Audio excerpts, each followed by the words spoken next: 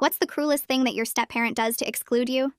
My stepmom, Rachel, had this perfect system for making me invisible in my own house while looking like Mother of the Year to everyone else. She'd plan these elaborate family activities every single weekend, but somehow there was always a reason I couldn't participate. Oh, we only have 4 tickets to the water park and your dad's cousin is visiting. Maybe next time, sweetie. Or she'd sign up her bio kids, Tyler and Madison, for activities that conveniently conflicted with anything I was involved in.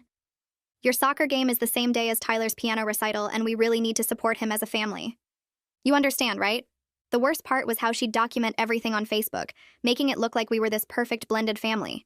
She'd post photos from their outings with captions like "blessed to spend quality time with all my kids," but I was never in any of them because I was always at home or at practice or studying for the test she insisted I needed to focus on. When relatives asked where I was, she'd say things like, "Oh, Jamie preferred to stay home and read," or Jamie had other plans with friends, making it sound like I was choosing to exclude myself. She got really creative with holidays, too. Every Christmas, she'd have matching pajamas for everyone, but mine would mysteriously get lost in shipping. She'd act so disappointed and promise to reorder them, but they'd never arrive in time. For family photos, she'd position me slightly behind everyone or on the edge where I could easily be cropped out later. When planning vacations, she'd always pick dates that conflicted with my school events, then act shocked when she realized. "Oh no, that's the same week as your science fair. Well, you worked so hard on that project, we can't pull you out of school. Grandma can stay with you." My dad was completely oblivious because Rachel was so good at making everything seem accidental, or like she was being considerate of my schedule. She'd even buy me expensive guilt gifts afterward and make a big show of it. "I felt so bad you missed the trip, so I got you this new laptop for school." Everyone thought she was so thoughtful and generous. She turned my own extended family against me without them realizing it. At family gatherings, she'd volunteer me for dish duty or babysitting the younger cousins while everyone else played games or watched movies together. Jamie is so responsible and mature. She actually offered to help. Meanwhile, I never offered anything but learned that arguing made me look difficult and ungrateful. This went on for 4 years, from when I was 13 to 17. Rachel had successfully made me a ghost in my own family, while maintaining this image of the devoted stepmother who tried so hard to include her difficult stepchild. The breaking point came during my senior year. I'd been accepted early decision to my dream college with a partial scholarship. It was this huge achievement that I'd worked for years to accomplish. The acceptance letter came in December, and I was beyond excited to share the news at Christmas dinner with the whole extended family there. Rachel knew about it because the letter came to the house, but she acted thrilled and said we'd make a big announcement at dinner to celebrate properly. Christmas Day arrived, and we had about 20 relatives over. Rachel had decorated everything perfectly and made this elaborate dinner. Right before we sat down to eat, she stood up with her champagne glass to make an announcement. She started talking about how proud she was of her family and all their accomplishments this year. She mentioned Tyler making the honor roll and Madison winning her dance competition. Then she paused dramatically and said, "But the biggest news is that Tyler just found out he's been selected for the State Youth Orchestra." Everyone erupted in congratulations for Tyler. I sat there waiting for her to mention my college acceptance, but she just raised her glass for a toast to Tyler and sat down. I was completely stunned. My Aunt Linda asked if anyone else had news to share, and Rachel actually said, "Oh yes, Jamie got into college too," and then immediately changed the subject to ask about dessert preferences.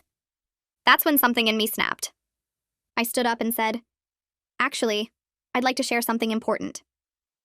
The room went quiet and Rachel's face tightened, but she couldn't stop me without looking weird. I pulled out my phone and started reading the acceptance letter out loud. The one that came 2 weeks ago, that Rachel has known about this entire time. I made sure to emphasize the partial scholarship and the early decision acceptance rate of only 8%. Then I said, "You know what's funny? Rachel told me we'd celebrate this properly at dinner, but I guess Tyler's news, which she's known about for months, was more important to announce. Actually, that's been the pattern for 4 years now, hasn't it, Rachel?" The room went completely silent. Aunt Linda set down her wine glass and her voice cut through the quiet. She said she always wondered why I was never in the family photos Rachel posted on Facebook. She said it seemed weird, but Rachel always had an explanation that made sense at the time. My uncle started nodding and said yeah. Now that he thought about it, I was missing from basically everything for the past 4 years. Another aunt chimed in about the beach trip last summer where Rachel said I had to study for the SATs. Then my cousin from Dad's side mentioned the ski weekend where I supposedly had the flu. One by one, relatives started listing times I wasn't there, and Rachel's excuses for each one. Rachel's face went from red to white in about 10 seconds. She gripped the edge of the table and I could see her knuckles turning pale. Her carefully built story was falling apart in front of everyone and she couldn't stop it. Aubrey leaned forward and looked right at me. She said she thought I was being a bratty teenager who didn't want to spend time with the family. She said she actually complained to her mom about me being stuck up and antisocial. But now she was seeing that every single time I was absent, Rachel had given some reason that made it sound like my choice or my schedule or my preference. Aubrey's mom jumped in and said she remembered Rachel always positioning me for dish duty at gatherings while saying I had offered to help. My uncle said he thought it was strange that I was always babysitting the little kids instead of hanging out with everyone else. Another relative mentioned the matching Christmas pajamas and how mine were always missing or wrong size or lost in shipping. The connections were happening fast now. People were remembering things they'd brushed off as coincidence or bad luck. Rachel's system only worked when people looked at each incident alone. Put them all together, and the pattern was obvious. Rachel's voice came out shaky when she finally spoke. She said I was being dramatic and taking things out of context. She said blended families are hard and sometimes there are scheduling conflicts. She said she tried her best to include me, but I was difficult and standoffish. Her words sounded hollow even to her because she couldn't look at anyone while she said them. She kept staring at her plate and her hands were shaking. Dad sat there like someone had hit him with a brick. His face went through about 5 different emotions in 30 seconds. Confusion, then denial, then recognition, then horror. He looked at Rachel like he was seeing a stranger. Then he looked at me, and I could see him trying to remember the past 4 years through this new lens. He opened his mouth twice, but nothing came out. The man who always had an explanation for everything suddenly had no words. Tyler pushed his chair back, and the scraping sound made everyone jump. His voice was quiet, but everyone heard him. He said he remembered Mom buying my Christmas pajamas back in October. He said he saw them in her closet with the tags still on them. He said she told him they didn't fit right and she was going to return them, but they never made it under the tree. Madison stared at her plate so hard I thought she might burn a hole through it. She wouldn't look up and her shoulders were hunched like she was trying to disappear. Tyler kept going. He said there were other times too. Times when plans changed at the last minute and I ended up staying home. Times when Mom said I had other things to do, but he never actually heard me say that. I realized both of them had probably known way more than I thought. They'd watched it happen and said nothing because speaking up meant going against their mom. My grandfather Owen pushed himself up from his chair. His hands were shaking and his voice cracked when he started talking. He said he was ashamed of himself. He said I was his granddaughter and he let this happen right in front of him without seeing it. He said he believed every excuse Rachel gave without questioning why his granddaughter was never around. He said he failed me and he was sorry. His eyes were wet, and that's when I started crying too. My Aunt Linda had tears running down her face. Aubrey was crying. Even some of the cousins looked upset. The whole room felt heavy with this realization that they'd all missed something important happening to someone they loved. Owen sat back down hard and put his face in his hands. My dad reached out like he wanted to touch my arm, but I pulled away. I couldn't handle him touching me right then. Rachel stood up so fast her chair almost fell over. She didn't say anything, just walked straight to the kitchen. I could hear her rummaging around, then the sound of her voice on the phone. She was talking fast and her voice kept getting higher. I couldn't make out the words, but the tone was clear. She was upset and looking for backup, probably calling her sister who always took her side no matter what. Dad got up and followed her to the kitchen. At first their voices were low, but within a minute they were yelling. Dad's voice boomed through the house asking how he missed this. Rachel's voice shot back saying I was manipulating everyone. Dad said something about the Facebook photos. Rachel said something about me being jealous of her kids. Their fight echoed through the whole first floor and everyone at the table could hear every word. Aunt Linda moved to the empty chair next to me. She put her hand on my shoulder and I didn't pull away from her. She said she was sorry for every time she accepted Rachel's explanations without talking to me directly. She said she was sorry for every gathering where she watched me do dishes while everyone else had fun and didn't question it. She said she was sorry for not seeing that a 13-year-old kid wouldn't keep choosing to miss family events. She squeezed my shoulder and asked if I had somewhere to go tonight if I needed to leave. I shook my head. She said she had a guest room and I could stay as long as I needed. No questions asked, no conditions, just a safe place if I wanted it.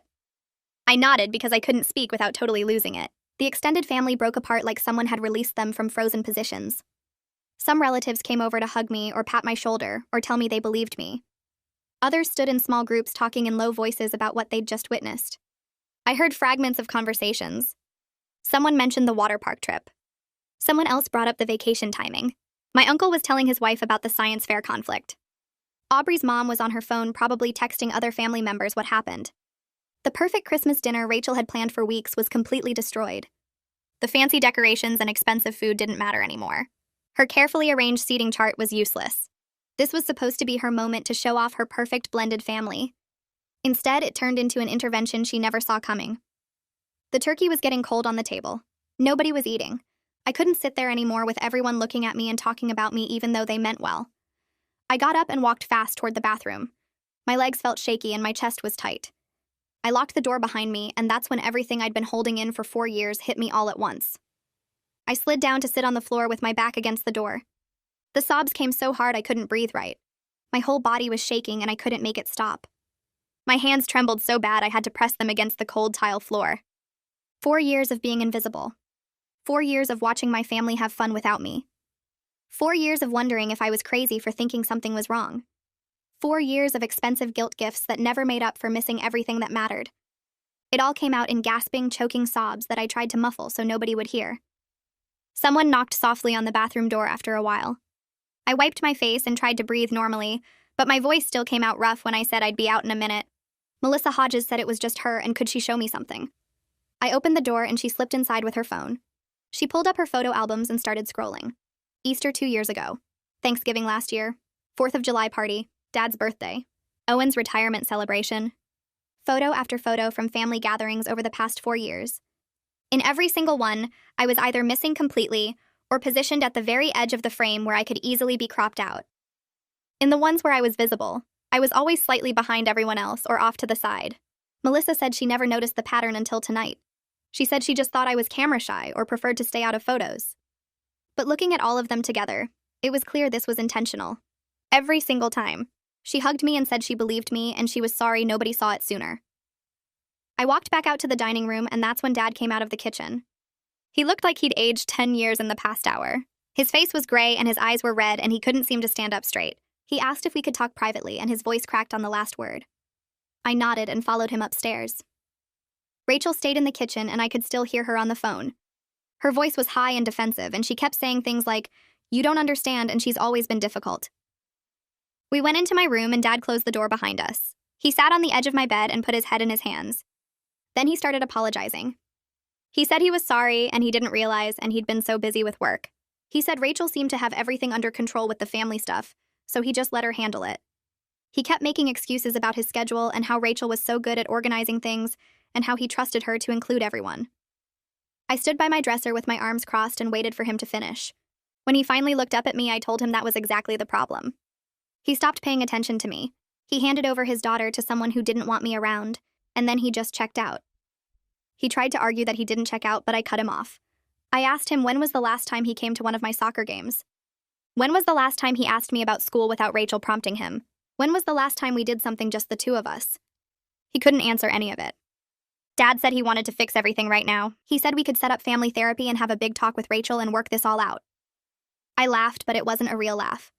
I told him you can't repair 4 years of damage in one conversation. You can't just apologize and make it all go away. He looked like I'd punched him in the stomach. His face crumpled and he started crying. Real crying with his shoulders shaking. He said he failed me as a father and he was so sorry. I felt bad seeing him cry, but I also felt angry because where was this emotion for the past 4 years? Aunt Linda knocked on the door and asked if I wanted to stay at her house for a few days. She said she had a guest room and I could have some space to think. Dad looked panicked and started to say no, but I said yes before he could finish. I told him I needed time away from this house and away from Rachel. He looked devastated, but he nodded. I pulled my duffel bag out of my closet and started throwing clothes into it. Dad sat on my bed watching me pack and crying quietly. I grabbed my toothbrush from the bathroom and my phone charger and my laptop. Downstairs, I could hear Rachel's voice getting louder. She was yelling now about how I ruined Christmas and how ungrateful I was after everything she'd done for me. She was telling whoever was on the phone that she tried so hard with me, but I never appreciated anything. I heard her say that the expensive gifts and the nice room and the private school were all wasted on me. Dad heard it too, and his face went even more pale. I zipped up my bag and told him I'd call him in a few days. He asked if he could hug me, and I let him, but I didn't hug back. My body felt stiff and cold, and I just wanted to leave. When I came back downstairs with my bag, several relatives were still there. They'd heard Rachel yelling, and they looked uncomfortable. Aunt Linda was waiting by the front door with her coat on. My uncle came over and hugged me tight. He said he was sorry he didn't see what was happening, and he promised to stay in touch directly, instead of going through Rachel. A few other relatives hugged me too and said similar things. They gave me their phone numbers and told me to call anytime. Tyler was standing near the stairs, and when I looked at him, he mouthed, "I'm sorry." That surprised me because Tyler usually just went along with whatever Rachel wanted. His eyes looked sad and guilty. Madison was nowhere to be seen. Rachel came out of the kitchen right as I was leaving. Her face was red and blotchy from crying and yelling. She tried to say something to me, but Aunt Linda stepped between us and said, "Not now, Rachel." We walked out to Aunt Linda's car and I threw my bag in the back seat. At Aunt Linda's house, she made tea and we sat at her kitchen table. She told me to talk and just let everything out. So I did. For 2 straight hours, I told her every single incident I could remember from the past 4 years. The water park trip where there weren't enough tickets. The vacation that conflicted with my science fair. The matching Christmas pajamas that never arrived. The family photos where I was always on the edge. The way Rachel volunteered me for dish duty at every gathering. The expensive guilt gifts that came after I missed important events. Every time I was left home alone while they did something fun. Every Facebook post that claimed to include all the kids but never showed me. Aunt Linda took notes on her phone. She said she was documenting everything in case I needed it later. I didn't know what that meant, but I was glad someone was finally listening and believing me. My phone started going crazy with messages. I pulled it out and saw texts from different family members. Some were supportive, saying they believed me and they were sorry. Others were angry, saying I caused a scene at Christmas and embarrassed the family. One message from Rachel's sister called me ungrateful and spoiled. Another from my cousin said I was being dramatic and Rachel always tried her best. I read through them all and felt sick. Even with everything that happened, some people still thought I was the problem. I turned my phone completely off and put it in my bag. Aunt Linda made up the guest room with fresh sheets and gave me some of her daughter's old pajamas to wear. I tried to sleep, but my mind kept going over the confrontation. Rachel's face when I started reading the letter. The silence in the room. Melissa showing me all those photos. Dad crying in my room. Rachel yelling about how ungrateful I was. It all played on repeat in my head. The next morning, Aunt Linda's phone rang early. She answered it in the kitchen, and I heard her say yes. She's here and she's fine. Then she came to the guest room and said Dad wanted to meet me for breakfast. He'd called asking if we could talk at the diner on Main Street. She said he sounded like he hadn't slept at all. He told her he stayed up all night going through old photos and Facebook posts. I got dressed and Aunt Linda drove me to the diner. Dad was already there in a booth by the window. He looked terrible. His eyes were puffy and red, and he had the same clothes on from yesterday. There was coffee in front of him, but it looked cold and untouched. I slid into the booth across from him, and he immediately pulled out his phone. He'd pulled up Rachel's Facebook timeline going back 4 years. He started scrolling and showing me post after post. Easter 2 years ago with photos of Tyler and Madison hunting eggs. No mention of me. Thanksgiving last year with the whole family around the table. I wasn't in the photo. 4th of July party at the lake. Tyler and Madison on the boat. No Jamie. Dad's birthday dinner. Family photo with everyone dressed up. I'm not there. On and on and on. Hundreds of photos over 4 years. In the ones where I appeared at all, I was blurry in the background or cut off at the edge. Every caption talked about blessed family time or quality time with all my kids, but I was missing from almost every single one. Dad said he never looked at Rachel's Facebook much because he lived the actual moments. But seeing it all together like this, he finally saw the pattern. He said it was like scales falling from his eyes. Dad put his phone down and looked at me across the table. He said he got comfortable letting Rachel handle all the family planning and scheduling. He said it was easier to let her coordinate everything because she seemed to enjoy it, and he was busy with work. He stopped checking in with me about how I felt or what I wanted to do. He just assumed if there was a problem, I'd tell him. But I had tried to tell him, and he always believed Rachel's explanations. He said he chose the easy path, and it cost him his relationship with his daughter. He said he failed me as a father, and he didn't know if I could ever forgive him. His voice broke and tears ran down his face right there in the diner. I sat there looking at this broken man across from me and didn't know what to say. I reached across the table and put my hand on his. I told him I appreciated him finally seeing it, but this wasn't something we could fix in one breakfast. He nodded and wiped his eyes with his napkin. Then I walked him through the college acceptance situation step by step. I explained how the letter arrived 2 weeks before Christmas and how excited I was. I told him Rachel seemed genuinely happy for me when I showed her. She said we'd make a big announcement at dinner to celebrate properly with the whole family there. I described sitting at that table on Christmas Day waiting for her to mention it after she announced Tyler's orchestra news. The way she dismissed my achievement with 5 words before changing the subject. Dad's face went gray as he listened. He said he remembered that moment, but hadn't registered what happened because he was caught up in congratulating Tyler. He pulled up his calendar app and showed me that Rachel had known about Tyler's orchestra acceptance since October. She'd waited 2 months to announce it specifically for Christmas dinner. The timing wasn't coincidental at all. It was calculated to overshadow my news that she knew was coming. Dad looked like he might throw up right there in the diner. The waitress came by to refill our coffee and asked if we wanted to order food, but neither of us could eat. Dad paid for the coffee and we sat there for another hour while he asked me about other incidents. Every question led to another memory of Rachel's carefully constructed exclusions. Finally, he said we should go back to the house, so he could talk to Rachel with me there. I wasn't sure I wanted to face her yet, but I also didn't want Dad getting manipulated into believing her version of events again. On the drive home, he told me about the fight they had after I left on Christmas night. He said Rachel was furious that I embarrassed her in front of the whole family. She kept saying I was exaggerating everything and being manipulative. She told him I'd always been difficult and ungrateful no matter how hard she tried. Dad said he started to believe her at first because that's what he always did. But then Aunt Linda called him at midnight and told him to look at Rachel's Facebook timeline. That's when he started going through 4 years of posts and photos. He said seeing it all together made him sick to his stomach. Rachel had created this whole false narrative online while systematically erasing me from the actual family. He admitted he was starting to see her differently, but he also said he still loved her and didn't know what to do. I told him I wasn't asking him to choose between us. I just needed him to acknowledge what happened and stop making excuses for her behavior. I needed him to see that this wasn't about me being difficult or her trying her best. This was about deliberate exclusion disguised as accidents for 4 years. Dad pulled into the driveway and turned off the car. He promised he'd start individual therapy to understand how he missed everything. He said he wanted to be a better father, even if it was too late to fix the past. We sat in the car for a few minutes before going inside. When we walked through the front door, Rachel was waiting in the living room. Requested Reds is on Spotify now. Check out link in the description or comments. Her eyes were red and puffy like she'd been crying all night. She had tissues in her hand and she stood up when she saw us. She started talking immediately in this rehearsed way about how sorry she was that I felt was excluded. She said she never meant to make me feel invisible, and she'd tried so hard to blend our family.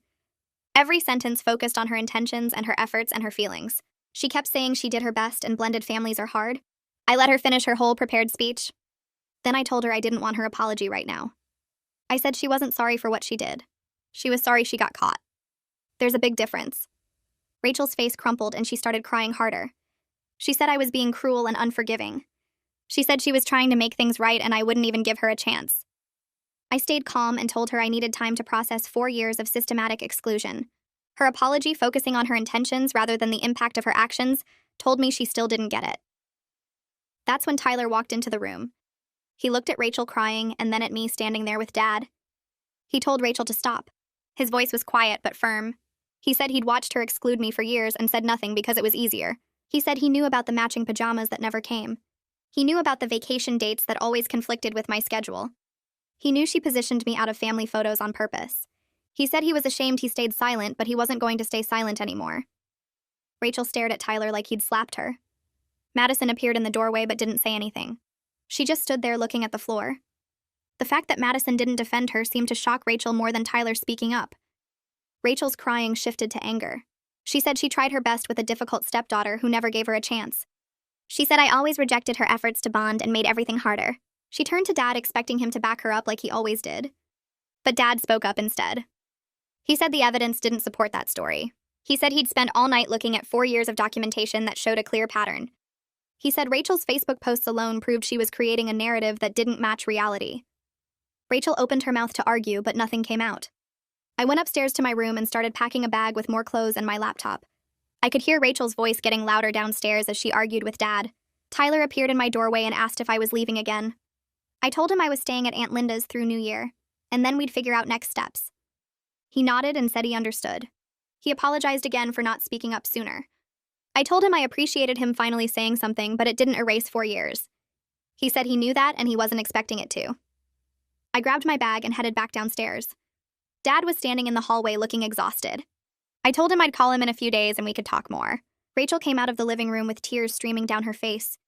She tried to say something, but I walked past her to the front door. Her sobs followed me out to Dad's car. He drove me to Aunt Linda's house without either of us saying much. When we pulled up, Aunt Linda was already waiting on the porch. Dad helped me carry my stuff inside and hugged me before leaving. Aunt Linda made tea and let me decompress without asking a million questions. I turned my phone off again and tried to sleep, but my mind kept replaying the confrontation with Rachel. Winter break ended and I went back to the school in January. My guidance counselor noticed I seemed off during our meeting about final semester grades. She asked if everything was okay at home. I ended up telling her everything about Christmas dinner and Rachel and the past 4 years. She listened without interrupting and then connected me with the school therapist. She also helped me get extensions on some assignments I'd missed over break. The school therapist specialized in family dynamics, which Aunt Linda had mentioned when recommending her. In our first session, I explained the whole situation from the beginning. When I finished, she said what Rachel did has a name: covert emotional abuse. She said it's a form of manipulation where the abuser maintains a positive public image while systematically undermining their victim in private ways. Having language for it made me feel less crazy. The therapist said children in blended families often experience this but struggle to identify it because the actions seem small individually. It's only when you look at the pattern over time that you see the systematic nature of the exclusion. She said my decision to speak up at Christmas took tremendous courage because I was challenging a carefully constructed family narrative. We scheduled weekly sessions to work through the trauma and develop healthy boundaries going forward. A few days into my therapy sessions, my phone buzzed with a text from Aubrey. She said she talked to her mom about everything that happened at Christmas, and it made her realize her own stepdad had been doing similar things for years. She thanked me for being brave enough to speak up, because it helped her see patterns she'd been ignoring. I stared at that message for a long time. It felt weird to think my mess could help someone else make sense of theirs. I texted back that I was glad it helped and we should talk more when things calmed down. She sent back a heart emoji and said she was there if I needed to vent. That same week, Dad started going to therapy on his own. He called me every Tuesday night after his sessions to update me on what he was learning. The first call was awkward because he kept apologizing and I didn't know what to say. He told me his therapist was helping him understand enabler behavior and how he'd chosen to believe Rachel's version of things because it was easier than facing the truth. He said he prioritized his marriage over his daughter, and that was unforgivable. I told him it wasn't about forgiveness right now. It was about him actually changing things going forward. The calls kept coming every week and they got easier but also harder. He'd share things his therapist pointed out about specific incidents, and I'd have to relive them while he processed them for the first time. It was painful but necessary. On the third week of therapy sessions, Rachel sent me a long email. The subject line said we need to talk, and I almost deleted it without reading. But I opened it and started scrolling through paragraph after paragraph of her explaining her side. She wrote about how hard it is to blend families, and how she always felt like I never gave her a chance. She said she tried so hard to include me, but I kept pulling away and making things difficult. She talked about feeling like an outsider in her own home because Dad and I had such a strong bond. The email went on for pages about her struggles and her good intentions. I screenshot the whole thing and brought it to my next therapy session. My therapist read through it carefully and then started pointing out all the manipulation tactics embedded in the text. She showed me how Rachel focused on her own feelings instead of acknowledging the harm she caused. How she turned herself into the victim and made my reaction sound like the problem. How she used words like always and never to distort reality. My therapist said this was classic DARVO, which stands for deny, attack, and reverse victim and offender. Rachel was denying what she did, attacking my character and positioning herself as the real victim. Seeing it laid out like that made me feel less crazy. I wasn't imagining things or being dramatic. This was a real pattern with a name. A few days after that email, Aunt Linda called and suggested we try family mediation with our church pastor. She meant well and thought it might help everyone communicate better. I told her I appreciated the idea, but I wasn't ready for that yet. I needed time to process everything without pressure to forgive or reconcile immediately. She understood and said she'd support whatever timeline I needed. She also mentioned the pastor was available if I wanted to talk one-on-one without the whole family involved. I said maybe later, but not now. In early February, my college sent a big packet of information about Accepted Students Weekend. There were forms to fill out and a schedule of campus tours and meetings with professors. I looked at the dates and realized it fell on a weekend when I'd normally be expected to do something with the family.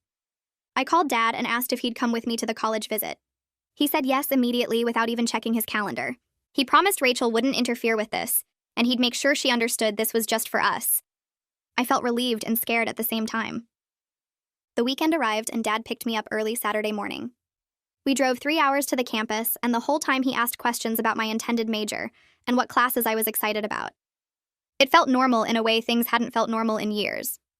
When we got to campus, I couldn't stop smiling. The buildings were old and covered in ivy, and there were students everywhere looking happy and busy.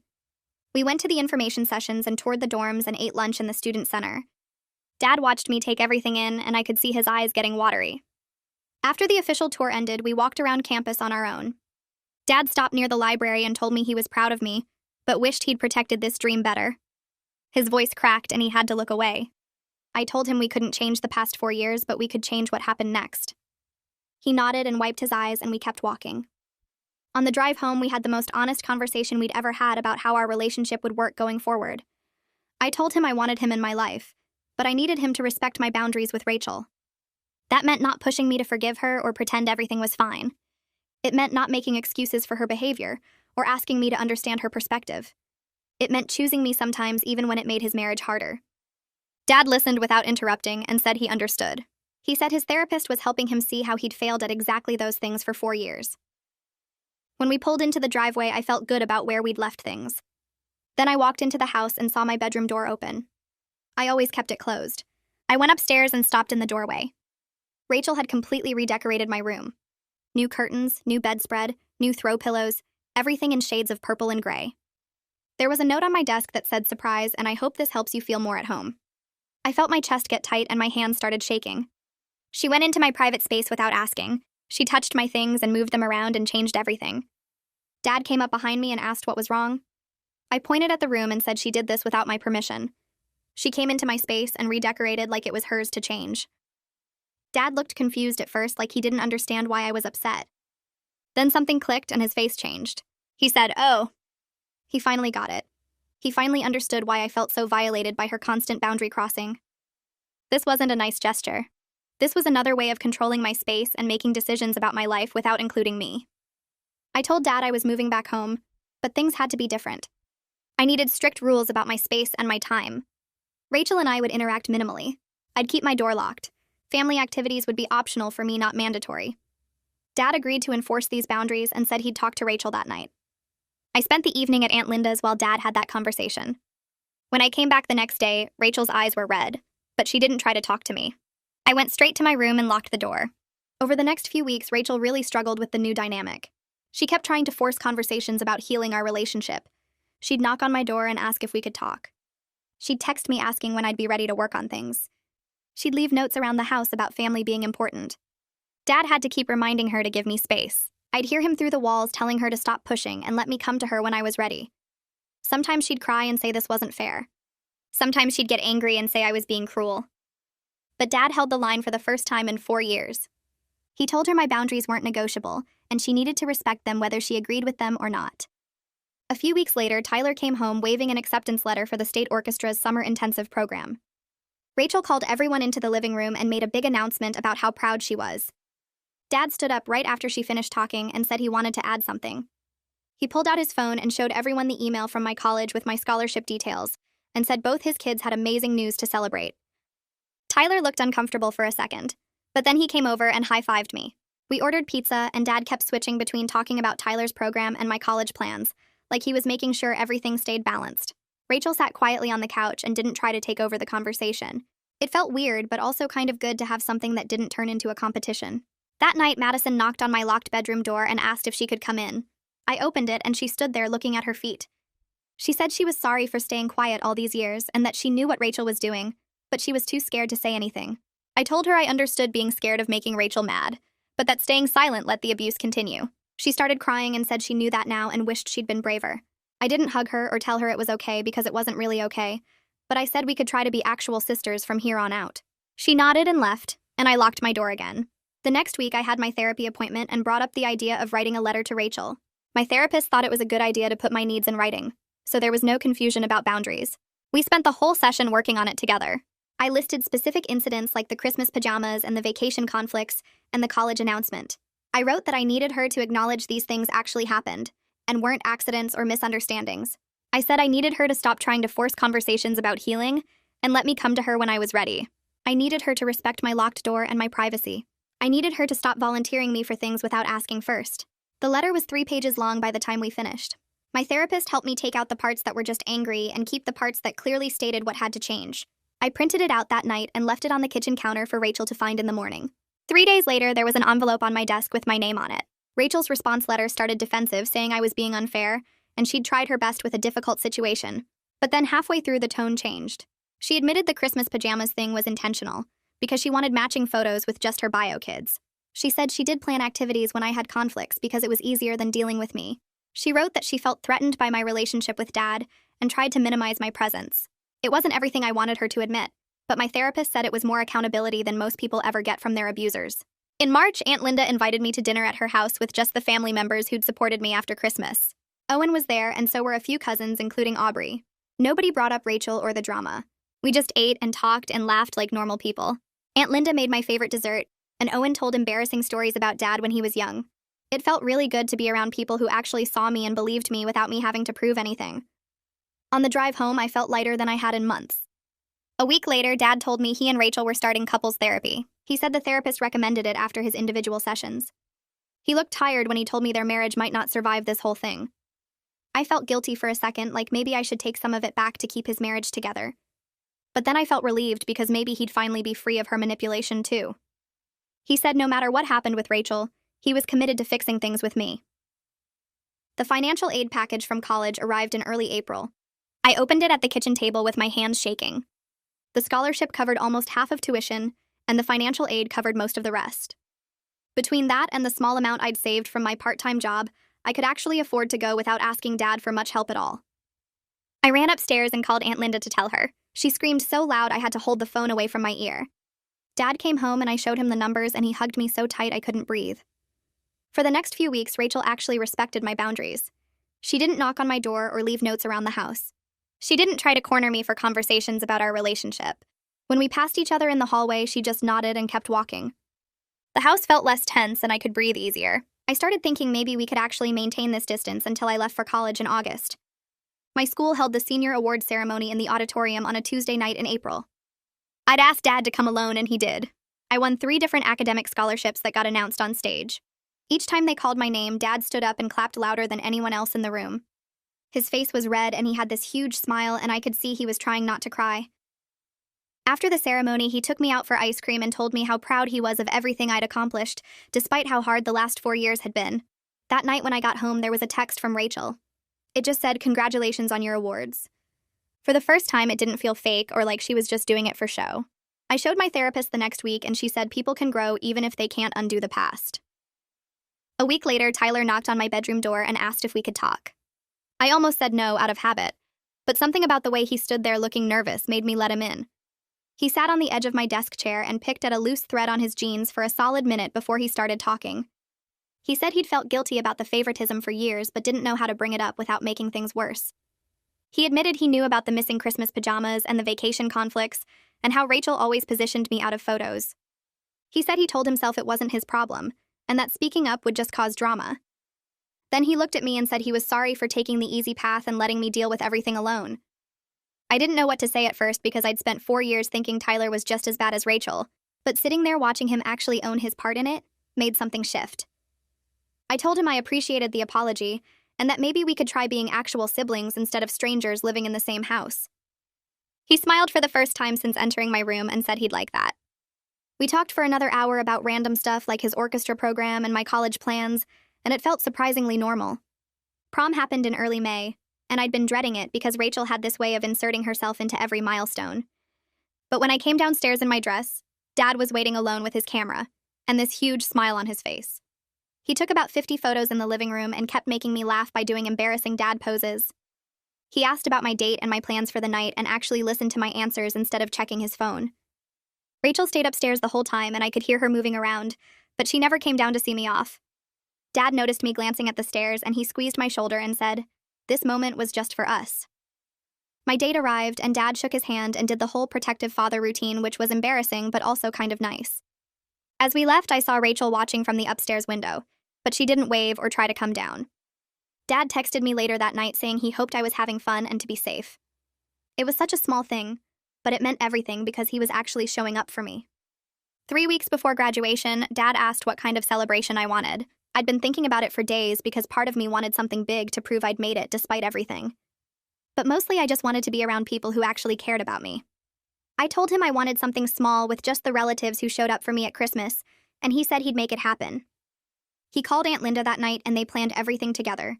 No elaborate party or huge guest list, just the people who'd believed me when I finally spoke up.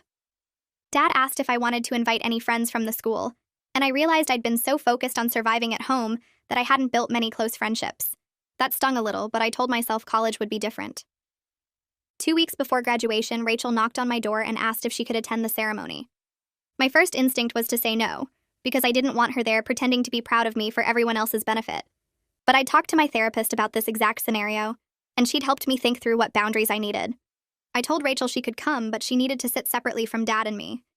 She looked like she wanted to argue, but then she just nodded and said she understood. She asked if she could take photos, and I said only if I was okay with it in the moment. She agreed without pushing back, which honestly surprised me.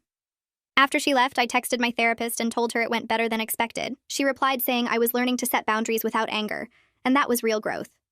Graduation day arrived on a sunny Saturday morning in June. I put on my cap and gown in my bedroom and looked at myself in the mirror. 4 years ago, I'd been this confused 13-year-old who thought she was going crazy. Now I was 17, and walking across a stage knowing I'd survived something that could have broken me. The ceremony was long and boring like all graduations, but when they called my name, I heard Aunt Linda whistle loudly from the audience. Dad was standing up clapping, and even Tyler was on his feet cheering. Owen was there too, and I could see him wiping his eyes. I grabbed my diploma and looked out at all of them and felt this wave of relief that I'd made it. Rachel was sitting in the back like we'd agreed, and she was clapping, but she stayed in her seat. After the ceremony, Dad found me first and hugged me, so tight I could barely breathe. He kept saying he was proud of me over and over. Aunt Linda hosted the small celebration at her house that afternoon. She'd made all my favorite foods and decorated with my school colors. Only about 15 people came, but they were all people who'd shown up for me when it mattered. Family members took turns sharing memories of my achievements over the years. My cousin Aubrey talked about how I'd helped her with math homework every summer. Owen told everyone about the science fair project I'd done in 8th grade that won first place. Then Dad stood up to give a speech, and his voice cracked right away. He apologized for missing so much and for not seeing what was happening in his own house. He promised to do better and to actually be present in my life instead of just going through the motions. He said watching me succeed despite everything made him realize how strong I was, but that I shouldn't have had to be that strong. Everyone was crying by the end, including me. Rachel didn't come to the celebration, which was her choice. Aunt Linda had invited her to be polite, but Rachel sent a text saying she thought it was best if she stayed home. At first I felt guilty, like maybe I should have pushed harder for her to be included.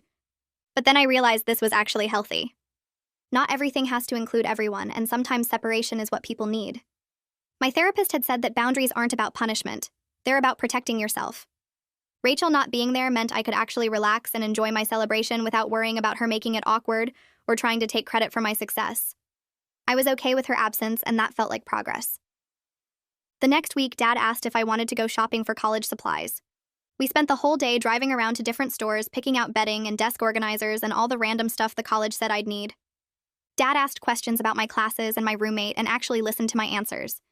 He wanted to know what I was most excited about and what scared me. We stopped for lunch and talked about how often I'd come home to visit. He said he knew I needed space but hoped I wouldn't disappear completely. I promised I'd come back for Thanksgiving and winter break. He bought way more stuff than I needed and kept adding things to the cart, saying he wanted to make sure I had everything. By the end of the day, the car was packed full and my feet hurt from walking, but it felt really good to spend time with him without Rachel hovering or making everything about Tyler and Madison. In July, Rachel texted asking if we could have coffee and talk before I left for college. I stared at the message for 10 minutes trying to decide how to respond. Part of me wanted to ignore it, but my therapist had been working with me on not avoiding difficult conversations. I agreed to meet at a coffee shop downtown with a set time limit of 1 hour. I told Rachel we'd meet at 2, and I had another commitment at 3, so we couldn't go over. She responded right away saying that worked for her. The day of the meeting, I was so nervous I almost canceled 3 times.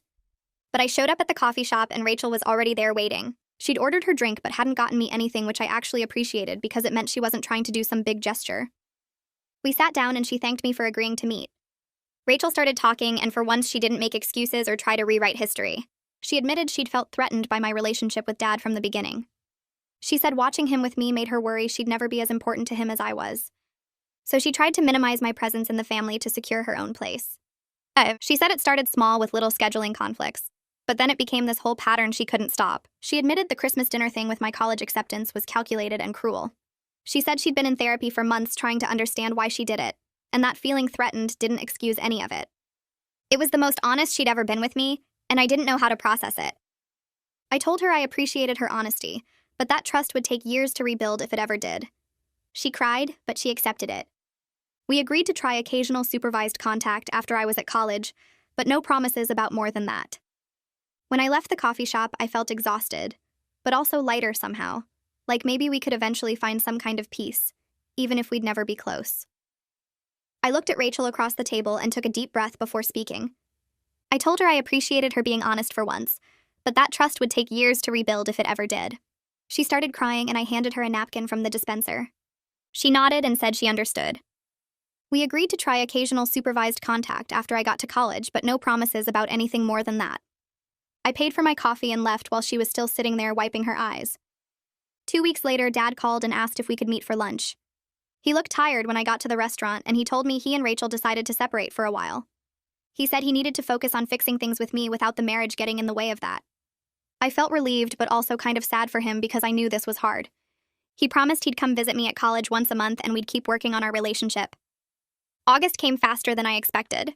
Moving day arrived and I woke up at 6 in the morning with my stomach doing flips. Dad showed up at 8 with the truck and Tyler came with him. Aunt Linda pulled up right after with Owen in her passenger seat. We all started carrying boxes and bags down the stairs.